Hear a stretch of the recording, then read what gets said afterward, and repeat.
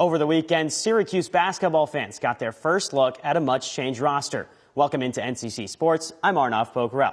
Syracuse basketball took the court for the first time this season on Saturday. Thanks, Katie. Well, it's an opponent that head coach Fran Brown knows all too well from his time at Georgia Tech. In fact, Georgia and Georgia Tech play in a rivalry game that's dubbed good old-fashioned hate.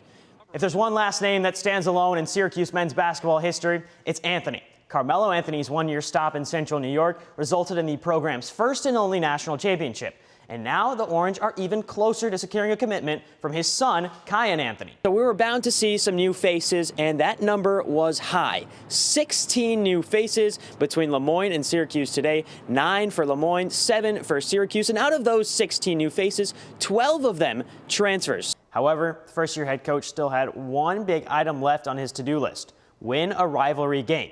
After Pitt drubbed the Orange 2 weeks ago, Coach Brown and company had another chance at a rival today in Boston College. The Orange dominated the Wagner College Seahawks 78-29. Leading the way for SU, Layla Filia, who scored 15 points on the night. However, more important number for the Orange, 15 players appearing in the match. Head coach Felicia Leggett-Jack spoke to the importance of getting the whole roster involved. You played well in the first half, and then Georgia Tech came back in the fourth quarter. And secondly, special teams is an issue that needs to be fixed. A blocked punt, a missed field goal, and the onside kick recovery, those are all issues that need to be shored up before the second conference game for the Orange. From a program that's on the rise in SU football, we head to SU Soccer Stadium, where Syracuse men's soccer is in the midst of a rebuilding year. The 2022 national champions have only 3 wins on the season. Well, unfortunately for Cuse fans, I think this is more of a warning sign for the Orange. This is a Lemoyne team that's losing its 2 best players from last season in Luke Sutherland and Kyan Cleary. They were also without all preseason NEC guard Derek Jones Jr. A lot of offensive production missing. It was a battle inside the JMA Wireless Dome between Syracuse and St. Joseph's. The 9 p.m. tip-off resulted in a Syracuse victory, 71-63. But that's not to say there weren't offensive issues for the Orange, especially early on. Syracuse started 2 for 10 from the floor before turning things around midway through the first half and taking a lead that they never looked back on.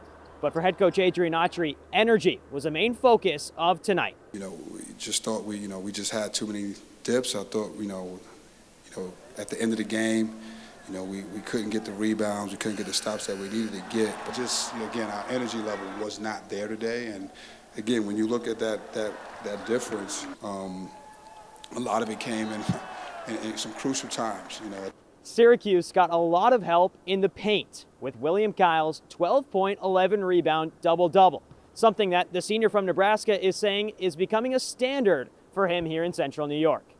Can't force the game. It's a real simple game. Take good shots, rebound, do what I'm great at, and everything else will take care of itself. But I felt confident. I felt confident every time I've gone to the line this year, just I know the work I put in, and just to see it fall feels really good. Syracuse has a quick turnaround, facing Hofstra on Saturday at 4 p.m. But with one day off before a tough Pride team comes to town, the Orange have some momentum heading into that Saturday matchup. Reporting from the JMA Wireless Dome, Arnav Pokhrel, Citrus TV Sports. The court for the first time this season. The Syracuse men's club basketball team boasts a variety of basketball backgrounds. For Hong Kong native Leon Chen, the journey to Syracuse was filled with opportunity and setbacks. Before his senior year of high school, he was offered a chance to move to the States and play at a high school in Connecticut. Because I got a scholarship at one of the high schools and they're quite competitive, so I went there for my last year and I graduated in that high school. After graduating, Chen hoped to play collegiate basketball at the NCAA level. When the opportunity went away, he had to rediscover his love for the sport. Okay, the reason I went to South Kent was because I wanted to play college basketball, but I didn't get that opportunity, so I wanted to continue playing basketball here.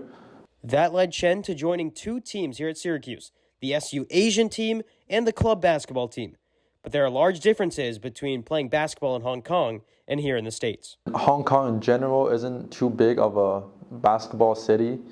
Everyone isn't as athletic as they are here. And I'm 6 foot, so in Hong Kong that's quite tall. And here, I'm just like almost like average. Teammate Eric Roth notes that Leon's journey has made him an invaluable member to the Syracuse squad. First of all, he's an incredible athlete. That's without a doubt. He's a great athlete. He's so positive, and whenever he comes to practice, he's always engaged, and he just wants to be there. Reporting for NCC News from the JMA Wireless Dome, Arnav Pokhrel.